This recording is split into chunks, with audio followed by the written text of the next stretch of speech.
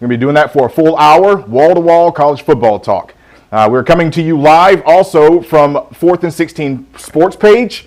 We're coming to you from the Twitter Periscope page. We're coming to you from Seldom Used Reserve and The Roar, both partners of ours, and also YouTube. So if you're over on YouTube, do us a favor before you go ahead and do any of that. Click the like button and go ahead and subscribe if you can. It'll help us out there. We'll have more content coming up as well. Folks, we got a great show for you tonight. We're going to be talking about college football and how it's been kind of turned on its head a little bit. We've got the ACC out there trying to be the patron saints of college football and, adding one extra game. And then everybody else is saying, we're going to play conference only. So how do they respond from that? We're going to talk about the Clemson football schedule. We're going to talk about the Palmetto Bowl streak ending. We're also going to talk about a game that might be interesting for people. We want to add the Citadel or another non-con to make it 11 games. And how can we do that? So we'll go ahead and start. But before I do that, I got my main man, Drew Yenser, in the background of the controls. And I got my man, Faxon Childress, on the couch with me to talk college football. That's my man over there. How's it going, guys? Here to talk about some Clemson football tonight, ACC. Let's get into it. We're going to have fun, right? Yeah. That's what we do, man. That's what we do. We're going to bring some energy tonight and have fun. So, folks, if you enjoy what you're doing, if you've been here before and supported 4th and 16, do us a favor. Like the page, share it with some friends, create a watch party. Let's have fun. Go get a drink really quick. You're not going to miss anything for the next few seconds. Have fun with us. There's not much else going on right now, so let's go ahead and do that. Again, we're going to talk about the ACC. Of course, the ACC came out last week and talked about they're going to create a schedule for everybody, conference only, but with +1. They're going to have 10 games in conference with the addition of Notre Dame. We talked about this a little bit last week, but they also added one extra game as a cushion for the 4 rival games between the SEC and the ACC. That would be Louisville, Kentucky. That would be Clemson and South Carolina, Georgia Tech. And I'm missing one. Where am I at right here? There's one more in the ACC. That's I'm missing it. I know I'm missing it, but it's wrong. But regardless, folks, those were 4 games that the ACC was trying to build in. Florida State. You know why I forgot about that? Because it's always a beatdown. It's always a beatdown.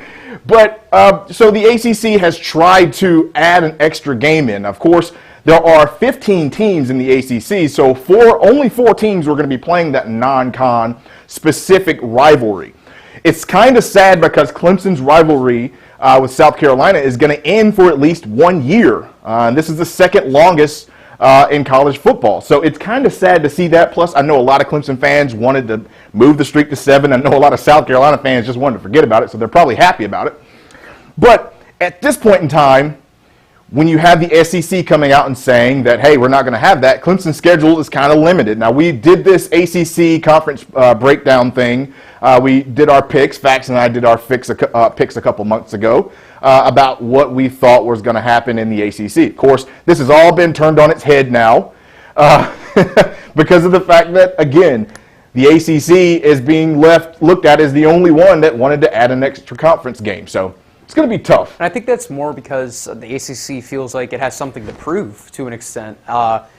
In recent years, especially with the prominence of Clemson and even FSU, if you go back 5-10 years ago, the ACC has always been disrespected. So I think that as for a conference as a whole, and especially Clemson, they want to play those out-of-conference games. They want to prove that they can compete with these top conferences. So I feel like that was probably the main reason that the ACC was pushing for that +1. Yeah, and it breaks up a little bit of the monotony of just having just conference play. Of course, we talked about this. The Big Ten was the first to announce conference only. The Pac-12 followed by them shortly saying conference only. That really put everybody in a frenzy because now the Big 12, the SEC, and the ACC, the Power 5 schools, were kind of left in flux about what they were going to do because there were a lot of cross-conference rivals. So we're going to see what's happening with that. But then that really hurt the Group of 5 and the FCS schools that were slated to play all of these schools. So where are we at now? Again, the ACC has announced they are going with conference only +1. Caveat to that is I know a lot of people were looking at the ACC to possibly, hey, we can go out and look at the Big 12 since the SEC said, hey, we're not going to do anything, and they kind of chickened out. We're not going to have any ACC conference rivalries. We don't want our other teams to do it because we don't know the protocols of how they're going to work things. So I get it. It is what it is. But the Big 12 came out today and said that they're going to go conference only as well. And they were saying that if they go outside the +1 game that they like to try and do, they are wanting teams to play only in their state. So it's kind of the same as the ACC. You know, a lot of people were looking at Clemson saying, hey, you know, if we add a +1 since we can't play South Carolina, why can't we go find a Texas or a TCU or a Iowa State? In fact, actually, those were only 3 schools that were available to do it. Problem with it is both schools, both conferences have a mandate that says you have to play that game in your state. So obviously that doesn't work. Plus, which school between Texas Christian, and Iowa State would want to come to Clemson and play and then not be able to get a home game in return until after 2037? Clemson, remember folks, Clemson has their out-of-conference, non-conference schedule for all the way up to 2037. And we already changed a little bit last year, adding Georgia into the fold for 2021, so it's going to be interesting to see if anybody bites on that. Right now, that kind of only leaves Clemson with the Citadel as the only available team that they can really add as that +1. So a lot of people are kind of up in frenzy about that. Of course, there are other FCS and one other Division I FBS school in Coastal Carolina in South Carolina. So that's really your only options. It's like the Citadel, Furman. It's just Citadel, Furman, and Wofford, and South Carolina State, and really that's it right now at this point that could play at Clemson. The big deal about it, though, is that Citadel was already on the schedule. And Citadel was already slated to make $450,000 from this game. Sounds like a lot, until you consider Akron is also in the schedule, but was slated to make $1.1 million. That's a lot more. If you're asking me, I would definitely go Citadel in this. They were already on the schedule. Why not play them? It just seems like the most convenient thing scheduling-wise and overall. To play a team that was already on your schedule out of conference, they're in state, they can still get their money to keep their program up. That seems like the most simple solution here. Instead of going off the board to play a Furman, to play a Wofford, just seems like Clemson should stick with playing the Citadel as their +1. Yeah, and you know, it's not a bad thing, folks. I know a lot of people say, it doesn't help your strength of schedule, and I know that. I get that. But at the same time, this year's going to be wonky anyway because of the fact that most conferences are playing conference only. So you're really not going to be able to get a good measuring stick. This is something we talked about last week in last episode. I urge you to go back and watch it. It's going to be hard to form a top 25, much less a top 4, when all of the conferences are not playing outside of their conference. And except the Sun Belt, who just came out today and said they're going to play an 8-game schedule with their 12 teams, with 4 extra non-con opponents optional. So they want to play outside. Of course, they want to play because they want more games, more money. But they also want to be able to get these paychecks that they were getting from some of these bigger schools out there. I'm talking, you know, that's a lot of money. Again, Akron was slated to make $1.1 million from coming down to Clemson and getting beat up and folded like fresh towels. So it's one of those deals where if you're Clemson and you're looking for the most bang for your buck, go ahead and get Citadel on the schedule. Keep them there. You don't have any kind of legal action of, hey, you didn't play us, you know, oh, you owe us money on top of that. Plus, the ACC wants 11 games. Like, again, every conference should want more games. That's more money. Now, I actually went over to Twitter. If you guys follow me on Twitter, that's Ellis Tolbert on Twitter, at Ellis Tolbert. I had a poll, and I told everyone, I said, you know, would you rather have Clemson schedule and play the Citadel or Notre Dame as game 1? Of course, Notre Dame is on the schedule, but we do not have the schedule dates yet. You know, obviously, we could have this game on Labor Day. I asked your thoughts, and I asked, would you rather have Citadel or Notre Dame game 1, or someone else? And we're going to talk about that right now. We had, it was 57.9% of you said Notre Dame game 1. Fax, how do you feel about that? How do you feel about potentially playing Notre Dame game 1? What are some pros and cons for that? Well, I can name some notable cons. The team hasn't practiced since it's been, I would guess, multiple months, 3 months. Something like that, yeah. The team hasn't practiced in 3 months, and Notre Dame is going to be an opponent that's going to be ranked in the top 10 going into the season, regardless of how good they actually are, because it's Notre Dame, and that's the recognition they get. So I am going to be a massive advocate against Notre Dame week 1, and I feel like a tune-up could be very beneficial for Clemson, especially because Clemson this year will be a team that has a lot of young players, especially at the wide receiver position, that Trevor Lawrence does not have a ton of chemistry with. And I feel like a tune-up game against the Citadel could be very important going into a game against that Notre Dame, because in this shortened season where you're playing conference only, if Clemson loses a game, they're screwed. That's the only way you got to look at it, and that's just the realism of the situation. If Clemson loses a game, they're in big-time trouble, and their playoff hopes are in big-time trouble. So I think that a tune-up game could be very beneficial to them. I will pose the other side of this. So there's, of course, that con is very important, and I'm not looking over that at all. I think playing any team that's considered an upper echelon team. I'm not saying they're tier one. They're not a tier one team. In fact, they have a lot of issues they got to work on. They lost a lot of production to the NFL, both on the offensive and defensive side of the ball, and they're just not quite the same team. Arguably, this might be the worst Notre Dame team in the last 5 years, considering what they've had over the past few years. While I do think that there's absolutely a chance for Clemson to lose that game if it's game one, I think the ability for the college foot for Clemson and Notre Dame, if we're talking strictly financially and business-wise, this would be the game of the year.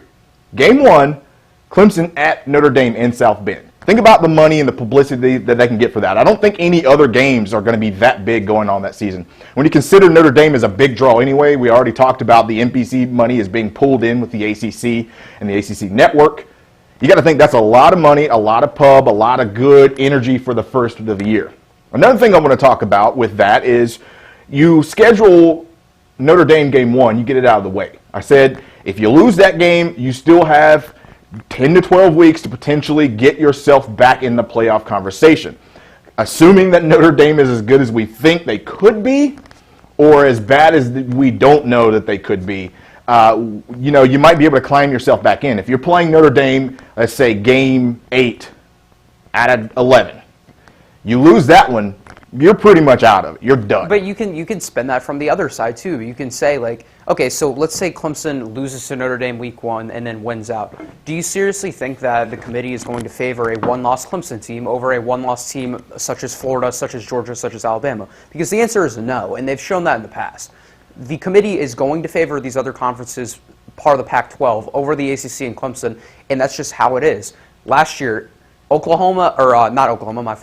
LSU and Ohio State both got seeded over Clemson when they had the same record. That's true. So you're going to get a team out of the Big Ten. Let's say Ohio State or Penn State go undefeated or one loss. They are going to be favored over Clemson. You're going to get a team out of the SEC that is favored over Clemson. If Oklahoma goes undefeated and Clemson has one loss, Oklahoma will be in over Clemson. And then you have this 4 seed or this 4th spot where Clemson's going to be in the mix, Florida's going to be in the mix, and there's going to be a lot of one-loss teams, and you're going to look at Clemson's schedule, and they're going to have like 2 ranked opponents, and one of them they lost to. Yeah. And that's a really, really, really bad situation to be in, and you don't want your life being left up to a bunch of people in a room that don't like your conference and don't like you, to be blunt about it. So that's why I think that the maximum amount of experience that Clemson can get leading up to these big games, I think that is beneficial, because getting back in the rhythm after this pandemic and getting everyone healthy and getting in a flow is going to be crucial in this shortened season where we're probably going to have no fans. So everything's already going to be weird. Right. I just want to eliminate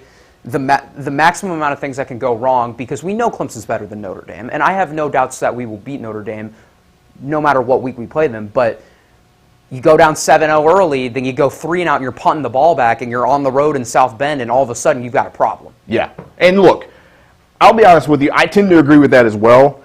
I'm looking at it from the standpoint of the financials. If we're talking football and we're talking all of the issues, I'm all in on Citadel game 1. I'm all in on Citadel as opposed to a lot of other schools, actually. Of course, I talked about Coastal Carolina being an option because they are an FBS school that is in state. Remember, these games, that non-con has to be in the state of South Carolina. You don't have very many other options. Considering that the Citadel was already on the schedule, there's a couple of SoCon schools actually playing teams from the ACC, so it makes sense to go ahead and keep them in there. I'm playing Citadel for the simple fact that I think that it's not so much of the gameplay. I think Clemson's going to be fine. In fact, I think Clemson might be ahead of Notre Dame in general without practice, because first and foremost, Ian Book's a great quarterback, right? He is probably the 4th best quarterback in the ACC, and he is throwing to absolutely no one right now. He has a stable of running backs that cannot separate themselves, but he does have one of the best offensive lines in the conference. I'm wondering how long it's going to take for them to gel. Plus, Clemson's offense is going to be getting together. I understand we're losing a couple of receivers in the situation where there's going to be some injury situations. Injuries, for me, is going to be the most important part of Game 1 because not only are we avoiding the injury bug from just in general playing, but you also have to think about you don't want to add injury, a knee injury or an ankle injury or a neck or something on top of the COVID stuff. You don't want to lose half your team just for the sake of playing Notre Dame Game 1. And there's a reason for that. I think there's going to be a lot of schools that are not going to schedule tough. The Big 12 has not really came out and said exactly what their scheduled dates are. Actually, no conference has, but the last one is going to be the Pac-12 and then next Big 10. I think the Big 10 is going to wait, figure out what everyone else is doing to try to boost up their schedule as well. Think about it. If you're playing in conference, we're talking about top 25. If you're Ohio State, clearly the best team in that conference, clearly one of the top 3 teams in the country, you're going to want to add everybody in the conference that's going to help boost you. So you want to add Michigan, you want to add Wisconsin, you want to add Minnesota. You want to add all those schools because if you're looking at Clemson saying, hey, they're adding Citadel to boost up their conference, you might have an argument. And as we said, we all know that the Pac-12 and the ACC are the conferences that are looked at the bottom. lowest. They're at the bottom of the totem pole. And so, yeah, if you leave your life up to this committee and Clemson has a loss, that's not a good position to be in. No, not at all. Not at all. So we got a comment section, folks. If you're watching, get in the comment section with us. Give us your opinions and your thoughts. We're going to read a couple on the air, get you guys involved. Again, like and share this if you can.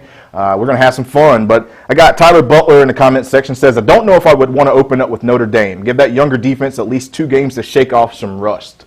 I think everybody's going to be rusty now. I don't know that a lot of schools got any real practice time in spring or right now. A lot, we're talking about the SEC actually. SEC is actually pushing everything back. I think they're going to get a late start in their camps. I think 17th of August, where most other schools are starting, I think, later this week. So it's going to be important. That's a good question. A good comment, Tyler. Got Nathan Swords in comment section too. Says, turn up with the Citadel equals knee injuries. Yeah. Well, yeah.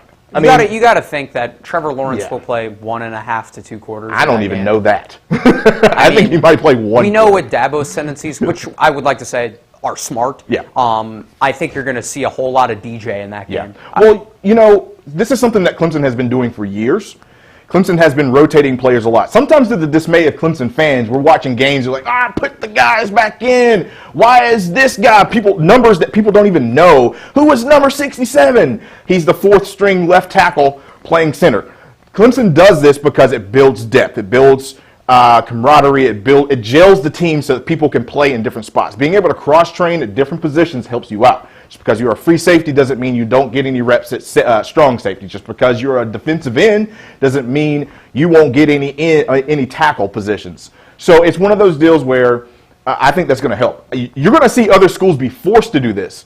This might be an advantage for Clemson. If Clemson's going ahead and getting Citadel out of the way game 1, you're going to go ahead and evaluate DJ Uiagalelei in a full game, where you didn't get him in spring. This is important. You did not get him in spring. So I'm all inclined to say that I think that Citadel might be the most sensible position to go for. Now, I asked earlier too, folks, I said it doesn't have to be Citadel or Notre Dame game 1. I've even seen Georgia Tech because that was the original game 1. I've even seen Miami. There's an argument to play Miami game 1. I actually think Miami might be more tricky than Notre Dame because we don't know what Miami is going to do. I'm not saying Miami is going to be as good or better than Notre Dame. I don't think that at all. But right now they are that question mark, kind of like North Carolina was last year. We didn't know what they were going to do. They brought in a brand new quarterback, brand new offense, brand new defense. It would be tricky. But overall, so let's go ahead and talk about the Clemson football schedule. We already said we were going to do that. So right now they released the home and away games. They didn't say which game is going to be played where. Right now the home slate for Clemson, I got to be honest. I'll go ahead and say this. I think Clemson's schedule, if we're talking about top 3 most favorable schedules right now, would be Clemson. I think Louisville got got protected for sure. Definitely. And I would look at this and say North Carolina got protected a little bit. Notre Dame did not. You're going to look at Notre Dame's in a second. We'll talk about that, but we're going to talk about Clemson's. Clemson's home slate will be Boston College, Miami, Pitt. We talked about that. I told you Pitt was going to find their way on the schedule. Syracuse and Virginia. Their away games are going to be Florida State, Georgia Tech, Notre Dame, Virginia Tech, and Wake Forest. That away schedule, if you can get past, I'm not downplaying Florida State. Doak Campbell has always been a tough tough place to play. It is probably not going to have full capacity, if any, fans, and they're still trying to figure out what Florida State is. I'm okay with that. Georgia Tech, I'm not selling any team short on this, folks. Do not get me wrong, but they're still in the rebuild. You make it out of South Bend and Blacksburg alive, you're doing pretty good. You're doing pretty dang good. If we're looking at this, though, there's a couple things that strike me. First and foremost, getting Miami in Clemson. That's always going to be fun. I love playing Miami. We've had really good success against them lately. I'm not going to say that's going to be the same deal. I don't know what's going to happen. This is a strange season. They are doing things to get back on track, but I'm not sure that I'm super concerned about that one. Boston College is going to be tricky because they're a new offense. We already talked about this. Oh, and by the way, Phil Jurkovich is out of the NCAA, I guess you could say, purgatory. He is officially clear to play this season, so they're going to air the ball out a little bit more. Pittsburgh is going to be a team. They had a top 15 defense last year. They're bringing back Kenny Pickett, senior quarterback now. He's got 3.5 years of starting experience. Pitt's going to be interesting, but I'm happy. I can't wait to play them in Death Valley. I think we owe them. Everyone remembers the 2016 shocker. And Syracuse and Virginia. Again, I think Clemson's schedule worked out in their favor. I'm looking at about 3 to 4 games that could be tricky. I still expect Clemson to win them all.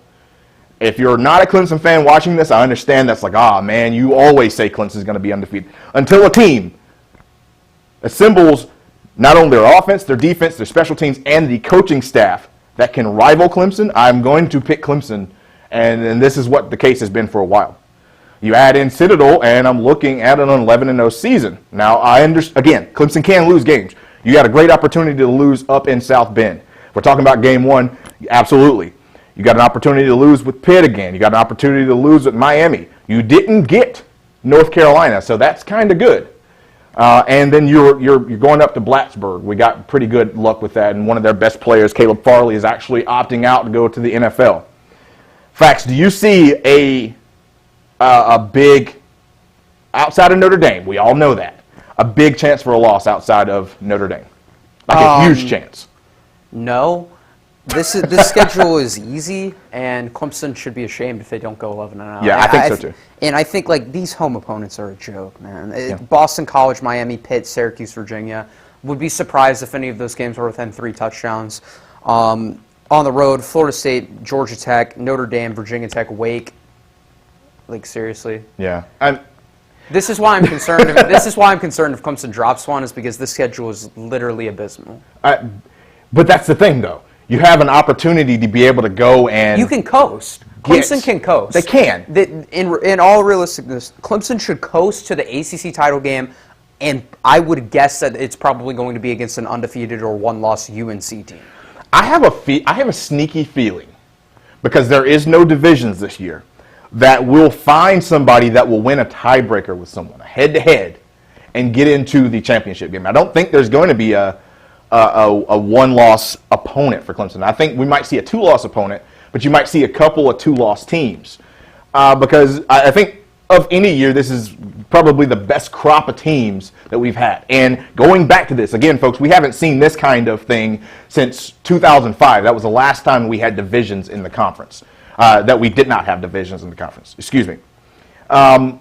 It's going to be interesting. I think we might see a lot of 3-way ties, and I don't know how it's going to work, but I like Clemson to be able to get through this. Grant Long has a couple of good things. Folks, if you don't know who Grant Long is, and Tyler Butler, I've talked about both of those guys. Tyler Butler is with Sports and Culture, and he also runs the Enough with the BS podcast right here in Pronk Studios. Fantastic stuff. You want unfiltered sports talk, go watch that out. Again, I urge you to go watch that. And if you are a fan of Madden streams or the Miami Hurricanes or anything like that, your man Grant longs for that. Go check him out at G Vision.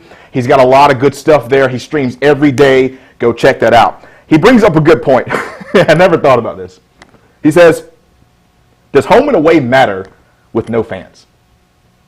Imagine, a couple of years ago, Clemson played Kyle Field, Texas A&M. If you went to that game, you know how ridiculous that stadium is. It's extremely loud, seats over 100,000. They put more than that in there. Press box sways. It's crazy. They don't have that environment, and it's literally just the band playing. You probably don't even have the band now. You don't have the band. You don't have the cheerleaders. They might pipe in sounds. I don't know if you guys have seen this. In fact, I don't know if you've seen it. The NBA has got a wall of Zoom in the back where they've got fans watching. They've got fans. And I'm just excited to see. They're piping in sounds. I'm excited to see the crowd noise pumping. Yeah. That should be an DJ element. Shea's out there, doing his thing by himself. Mid-game. Does it matter? Does home field advantage matter? I want to say that it does matter, and I think more of anything, it's just comfortability.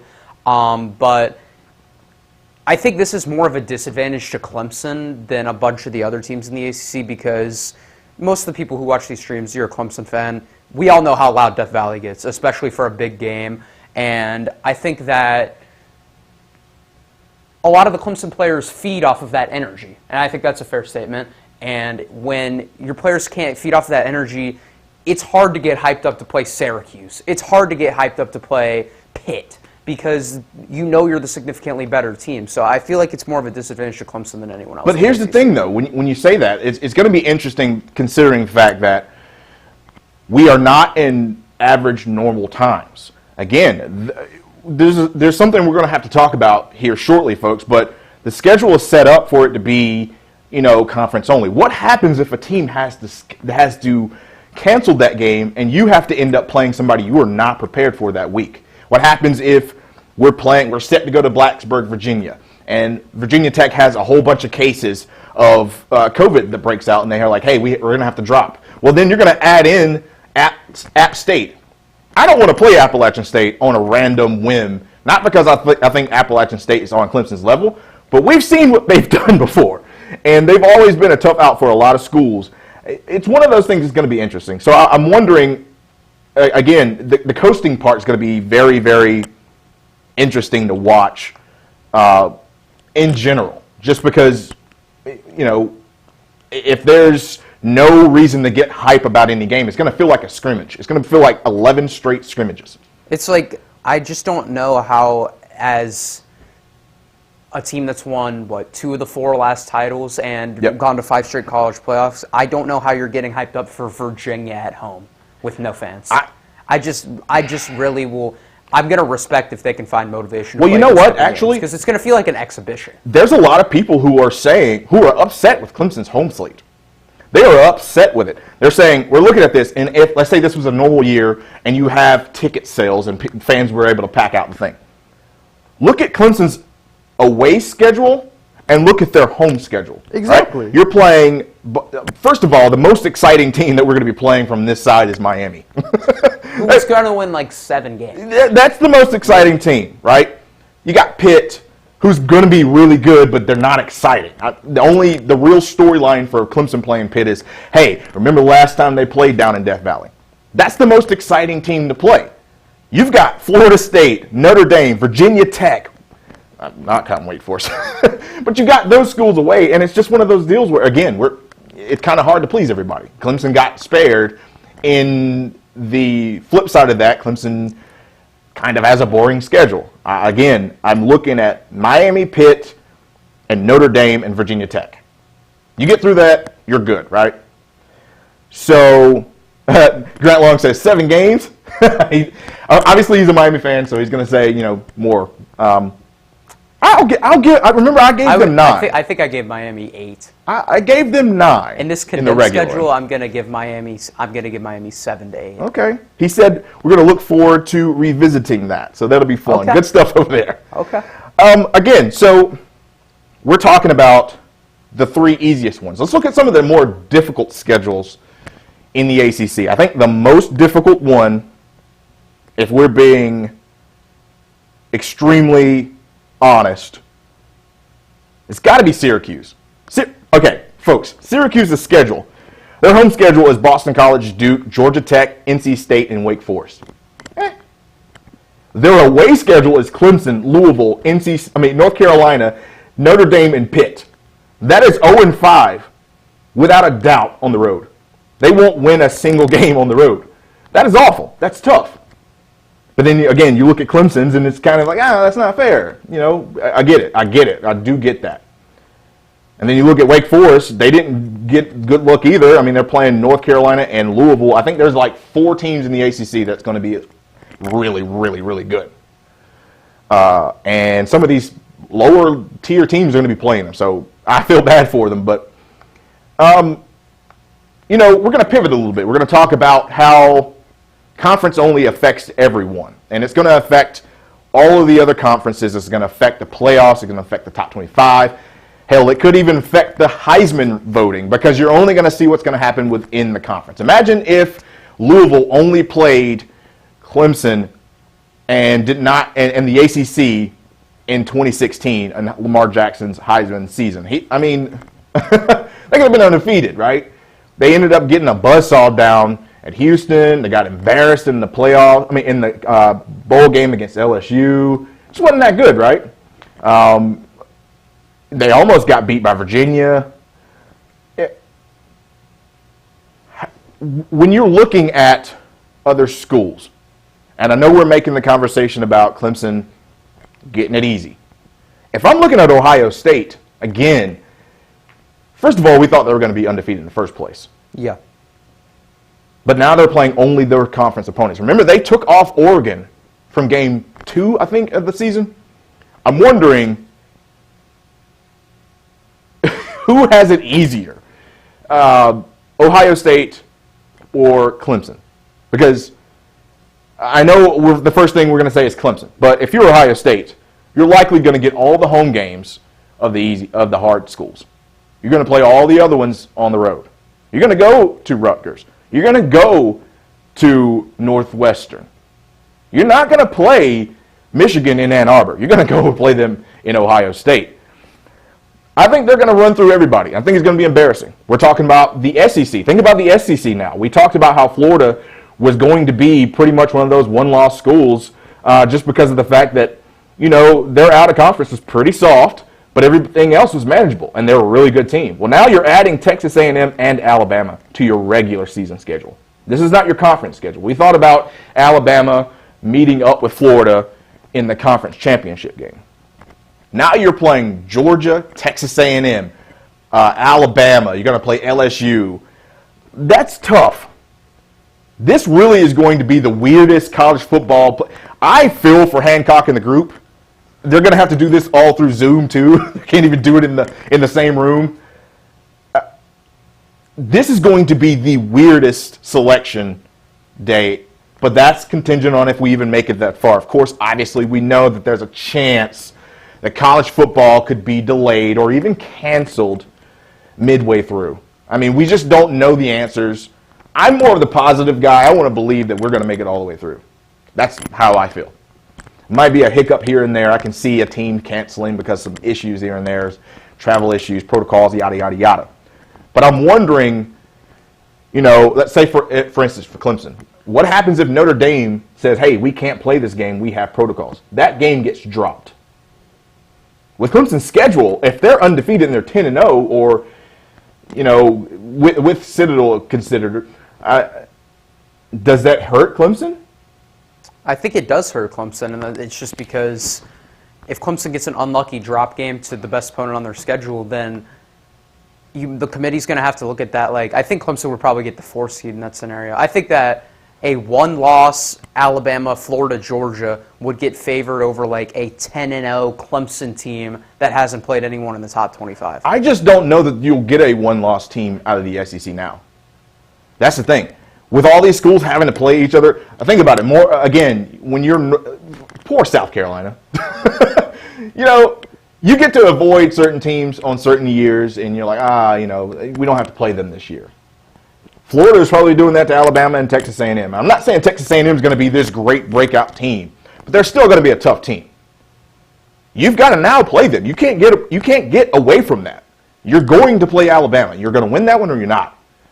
So somebody is going to come out of these conferences. Again, that's why I said there's a chance that we might see multiple 2-loss teams in the playoffs. Here's another thing to consider. The Pac-12 is already going through right now what's called a boycott. A lot of players are deciding to threaten to opt out if there's not a lot of demands that are met for them. Some are financial, some of them are protective as far as their health and safety concerns. Some of them are the image and likeness situation they want to go through. So there's a lot of players that are possibly going to opt out. What happens if a lot of players opt out and the Pac-12 is like, well, we can't even play football? That's one. Now we're Power 4. Do we have to bring in the American Conference to be that fifth conference? In fact, actually, I would probably vote for that. But how does this affect everything? This is going to be so weird. Tell you something.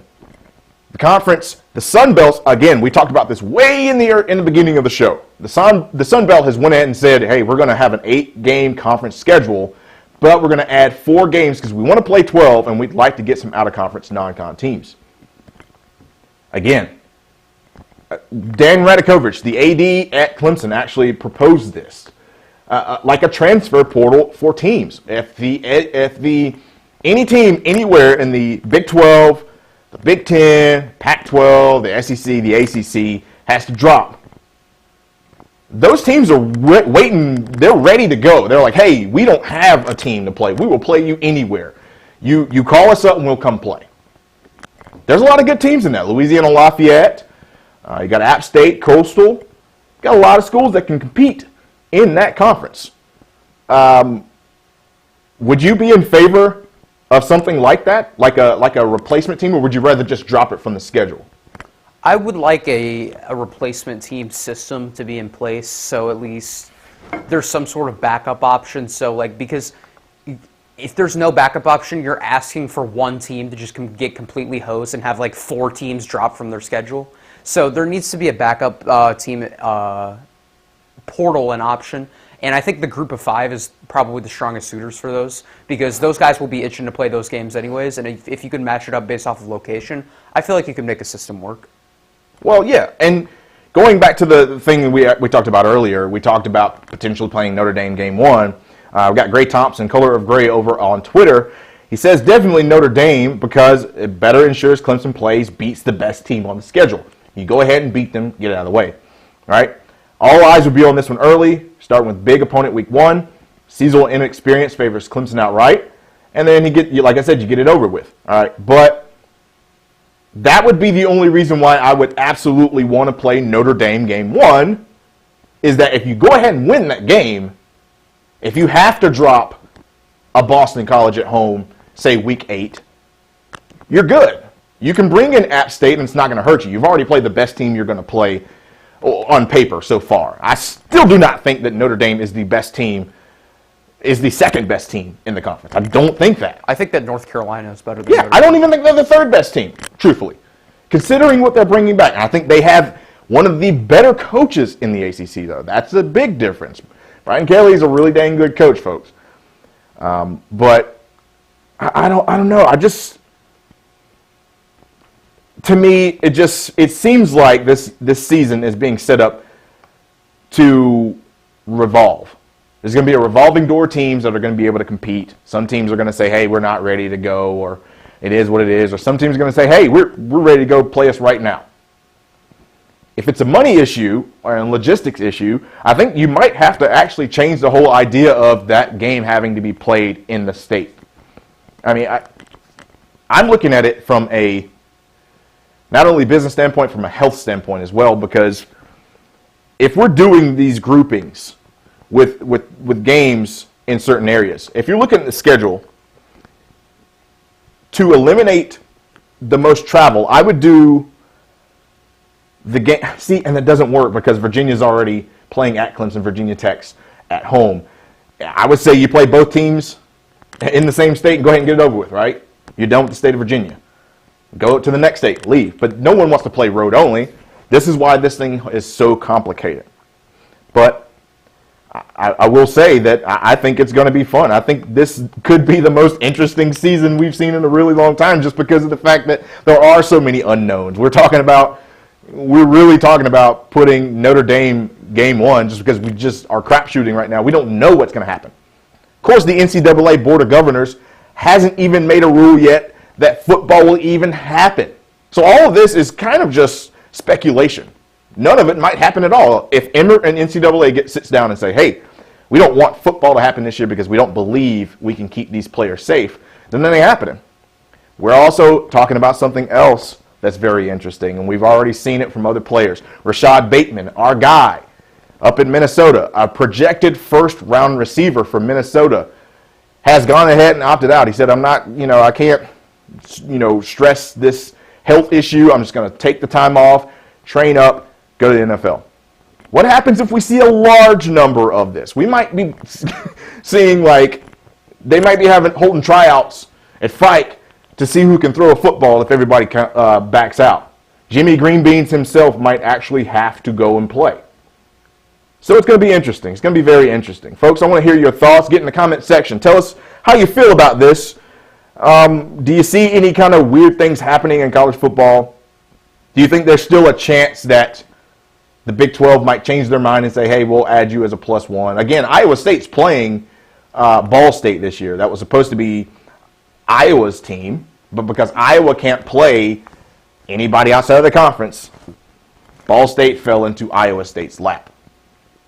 It's good for Iowa State. It's great for Iowa State because now you add a win. Yeah. Iowa State is going to obliterate them. It's not even going to be close. It's going to be 80-0, right? Some free Brock Purdy stats for the fantasy If you've got Brock Purdy, you absolutely have to start him that week. I don't know what week that's going to be. You absolutely have to start him. But some more people weighing in on Twitter. Clemson Tim says non-con should be scheduled last. If the season is shortened, get as many games as possible and then sit the starters. Nothing to gain from that game. Also, why play 11 games when literally no other conference is? How do you feel about that, Fax? Yeah, I mean, if no other conference is playing 11 games, it really does seem unnecessary to play that 11th game because you're just adding an FCS school that's going to be a free win for everyone in the ACC. So I think that's a really good point. In all honesty, I really do. Do you think everyone in the ACC is going to beat their FCS opponent or FBS Group of 5 opponent? If you could pose me a matchup in which you think an ACC team could lose to an in-state FCS team, then I would give it to you. Wake and App. That would be the one that seems prominent. I think that Wake will beat App State. Yeah. But that game could be close. Definitely. I think maybe Georgia Southern, Georgia Tech might get interesting. Yeah, they've already beaten Tennessee last year. Yep, and so that game could get interesting, and those are the only two that really come to mind. But the game seems irrelevant. It completely seems irrelevant. And the reason why, and we're going to segue into this, folks, perfect time to talk about the Palmetto Bowl. I really don't care about any other team except South Carolina. I wanted to beat South Carolina and get that 7th win so bad. I know it's selfish, but I think that one was long coming, and everyone knew it was going to happen, and the SEC just swept it away from them. I think the SEC was just like, you know what, we don't want to value our schools going 2-2 in these conference rivalry games. Because I think Louisville would beat Kentucky, Clemson would beat South Carolina. I think Florida State would get their butts handed to them by Florida, and I absolutely think Georgia would just demolish Georgia Tech. But they didn't want to do that. In fact, though, I will say this, folks, if you're a Clemson fan, from what I'm hearing, though, South Carolina was the only school in the SEC that put their hat in to play their rivals. The only one. Everyone said nay. South Carolina wanted to play this game. So kudos to them. You got to show some sort of respect. You got to respect that, I mean, you've lost 6 years in a row and you're still trying to throw your hat in the ring to play. You got to give some sort of respect. Respect to the Gamecocks for that. I'm super. They wanted to wear that L. Yeah. They wanted to wear that one. And they were denied. Now, of course, this is the second longest running rivalry in college football. Longer than Auburn, Alabama. Longer than LSU and Texas. Longer than Florida and Florida State, even though they're up there, right? this is weird. None of us in our lifetime, nobody alive, well, maybe there might be some really old viewers tonight, I'm not sure, but none of us were alive when Clemson didn't play South Carolina. So it's going to be weird for that to be on ice. We've gone through the brawl in 2004. We've gone through the kick. We've gone through the push. We've gone through DJ Swearinger knocking down Andre Ellington. We've gone through having to suffer Connor Shaw just embarrassing us. 5 years in a row, the 5-bomb, and Dabo just being completely oblivious to, hey, let me take a picture with a kid that's giving me the 5-bomb. Then he was like, you know what?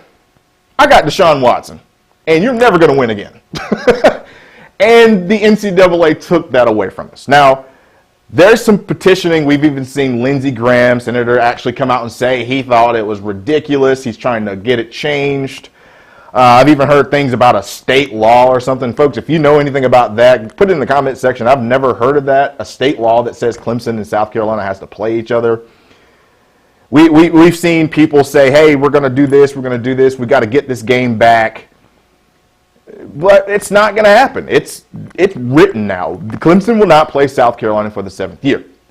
This is going to be particularly interesting, though, because I think South Carolina's defense is starting to uptick. I think I've said this a lot of times on this show and throughout my social media. I think South Carolina's defense is actually going to be pretty dang good.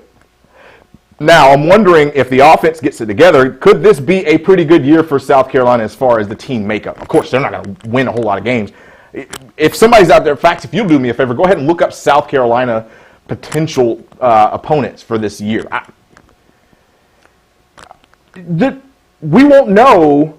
This might be the best chance for South Carolina to get Clemson. Of course, they would have been playing in Death Valley. I can't even believe those words came out of my mouth. But we won't know. Somebody said that if the SEC is willing to take that away, it's not fair to restart the rivalry next year because that will be back in Columbia. We'll be playing back in Williams-Brice, effectively skipping the Death Valley season, which is kind of not fair. We played at Williams-Brice last year, right? So they're saying let's skip it again and play in 2022, which is kind of funny. I would absolutely not want to hear that. But a lot of reasoning for people that says, hey, you already canceled it for the 2020 season. Why not cancel for 2021? It's already over. The streak is done. Why not? I'm just wondering what was going on in Sankey's head that said it has to be protocol stuff. They have to think that the ACC is nowhere near as good as they are as far as their medical protocol, because I can't see a reason why they wouldn't.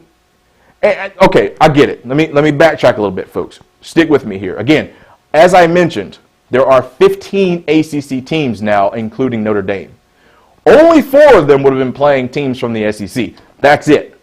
So it's almost like, well, Syracuse and Boston College and Wake Forest and everybody else has to sit there and figure out, hey, well, who are we going to play for this non-con? That's why I thought the Big 12 was going to come in and say, hey, man, we'll do it. We'll play you guys. Nope, not going to happen. Now we're relying on literally the Sun Belt to fill out that +1. I've heard conversations about if you cut that +1 game, it shows that you only did it for the SEC. If you keep it, then you'll be the only conference playing 11 games. How do you feel about that, Fax? Is it something like where if you cut it, it's a bad look for the ACC? I don't think it's a bad look for the ACC. If anything, I think it just makes more sense at this point to cut it with everyone. With the SEC coming out, everyone has a 10-game schedule. Yeah. Everyone has a 10-game schedule that's in conference, and the ACC looks like the outlier here. So I don't think that there would be any backlash if the ACC were to cut a game, because you're not going to be cutting like Oklahoma, Texas, Georgia. You're not cutting a premier matchup. Yeah. You're not cutting something that's going to bring in ratings. You're not cutting something that's going to bring in money. If anything, these programs will be losing money by paying them to the other schools. So Very good point. You're losing money to play an awful team and whoop up on them. It just doesn't make any sense to have it in the schedule if you can't play an out-of-conference game. I don't understand why it would even be in consideration at this point. That's right. I mean, that's a really good point, considering we're talking about revenue here. You're paying Citadel to get beat. Said this last week. The only reason why these schools play these upper echelon schools is so they can get a payday. They don't mind getting 110 put on them as long as they're getting 110 million bucks to go home with. I would want to get beat up for that much. But I just don't know that if you cut that, it looks like the SEC was your big daddy. And you only did that for the SEC. And they said, hey, guess what? We do not care about you, ACC. You're not on our level. Go play some group of 5 schools, right? I think that might actually hurt the SEC. Yeah, I agree with that. Again, I talked about there's going to be potentially multiple teams from the SEC with 10-2 records if they play 12. I think they're only going to play 10, though. So 8-2 records. What happens if Alabama loses 2, Florida loses 2, LSU loses 2, Auburn loses 2, which is a possibility? Where does the SEC stand for the playoffs? What happens if Clemson is undefeated, they go all the way through, and they win, let's say they beat North Carolina in the conference championship game. And North Carolina was 10-0 when they decided to play them, or 11-0 because of the +1. They get to Clemson, they drop one. But there's a bunch of 2-loss SEC schools. We know the Pac-12 is probably not going to be as inclined on it. And again, there's a lot of players that are deciding to potentially opt out. The Pac-12 just might be hurting this year as far as talent. The Big Ten is going to have a representative. Ohio State will absolutely be in the playoffs. That is one of those teams that you cannot not have. What happens if North Carolina gets in over Florida or Alabama? There would be riots in the streets. This season would be wiped. I don't even think that. I don't even think you could open the Twitter application as an ACC football fan without just being attacked by the SEC. It just means more. How is Georgia not in? North Carolina? I tell you, Vanderbilt would definitely beat North Carolina. I rag on Vanderbilt all the time, folks, but I agree with you. I think that's actually what would happen. I think that in the event that a North Carolina were to get in over a 2-loss SEC school, if a lot of SEC schools had 2 losses, right? They would look at this football season like they did the basketball season. Because North Carolina was awful. And no one wanted to believe that. They just cut the whole thing. They were like, you know what? We're not even going to play. Duke was like, I'm out. This is going to be a weird year. Let's go ahead and cut it. North Carolina gets in because they lost a really good game to Clemson, and there's a bunch of 2-loss teams everywhere else. There's only one SEC school gets in, and Ohio State. Or Oklahoma. Everybody goes with Oklahoma. Imagine that. Speaking of the Big 12, man, I tell you the one thing that I had the most fun with, it was the potential fact, I talked about this earlier, folks, that there were 3 teams from the Big 12 that had the most availability to be able to do it. They were the ones that were looking for more teams to play. That would have been Iowa State, that would have been Texas, and TCU. Could you imagine the Texas Longhorns coming to Death Valley? I know there's potentially not going to be any fans, or half the crowds, or 10%, 15%. I don't know what they're going to do with that. But could you imagine Texas rolling in to Clemson? That would be a bigger game than Notre Dame, and it's a non-con. That would probably be the biggest game that Clemson has seen in a while. Because Texas is back. If you didn't hear, they're back. So it's got to be a powerhouse game. That'll be game day. Texas is back. Oh my gosh! See what Ellinger can do trotting in against that Clemson defense. Oh my gosh, that would be, man. Could you imagine the midfield handshake, Tom Herman and Dabo Swinney, when Clemson puts 40 on them in the second quarter? Nah, Texas is going to be better than that, folks, but they're not back. They haven't been back. You beat Georgia. I'm not impressed with Georgia like that, so I'm not worried about that. But again, folks, this all ties back to how does Clemson find a way out of schedule mediocrity compared to what, again, if Florida goes undefeated with their schedule, without a doubt, number one, because first of all, they play in the SEC, and they already got to play LSU, Texas A&M, Alabama, and Georgia. I might be wrong with that. They might miss one of those teams. But still, that resume alone is enough to get them in. You got Oklahoma's going to play all the teams in their conference. It's probably going to be a very interesting shakeup for the Big 12. You've got, Pac-12 doing what they're going to do. I don't know what's going to happen. Again, I talked about the opt-outs. That's a potential issue. A team like USC, who's supposed to be really good, could all of a sudden be not very good at all if a lot of their players sit out. And then you got the Big Ten. Again, I think it's going to be Ohio State or bust. I think even Minnesota now, especially losing guys like Rashad Bateman, that's going to hurt. You got Chris Altman-Bell, but he's not Rashad. Rashad Bateman is a top 4 receiver in the country. Let's just hope for the good of everyone that wants college football this year that a player of Trevor Lawrence or Justin Fields' caliber does not drop out of the season. Because if they do, I think that's going to create a large domino effect. I mean, this is a huge issue because if one of those premier marketable players that's contending for a Heisman drops out, and you could say even Trey Lance, yes, a guy like that, absolutely, then I think you could see a giant domino effect of these guys that they know they're going to play in the NFL, right. So they are going to drop out too and start training. Well, you got to think, what's the incentive of potentially playing an 11-game season that could get cut short at 6? You get out there and get hurt, your stock is down, you didn't even play a full season. There's nothing to win, there's nothing to play for. That's going to be interesting. I'm only hoping that a player like Trevor Lawrence or Travis Etienne or Justin Ross, Amari Rodgers, anybody like that from the offensive side, and really anyone from the defensive side that's an upperclassman, I'm just hoping that they wouldn't consider doing that. I know that's selfish.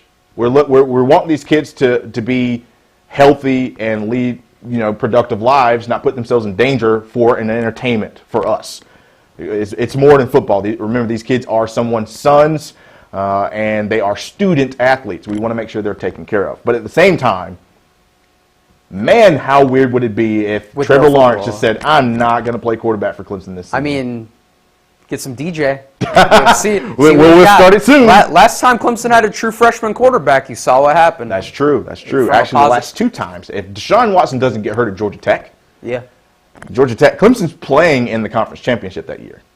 So I think right now, folks, we just got to buckle in, get ready for it. It's going to be fun. It's going to be interesting. Keep your hopes up. And, for now, just wear your masks. And, do everything you can so that we can have a college football. We don't have to have these weird debates. With that said, folks, we're at the end of the show. Appreciate you watching with us. It's been awesome. We're still trugging along. We're trying to get this thing built up. We're going to have some more cool shows for you. I think next week we're going to do another mailbag. That will be fun. You guys seem to really like that. Of course, again, if you're on Twitter, hit us up with those conversations. Just hashtag it 4th and 16. If you're over on YouTube, please like this, share the page, subscribe to the channel, do all that great stuff. If you're a Facebook fan, go ahead and get us in. Go ahead and talk every week. We want to hear you. We want to know what you guys think. And for so long, you guys have been supporting 4th and 16, and I can't thank you enough for all of that. And with that said, folks, I will see you next Tuesday right here in Pronk Studios in Greenville, South Carolina at 7 p.m. Eastern. Don't miss it. See you next week.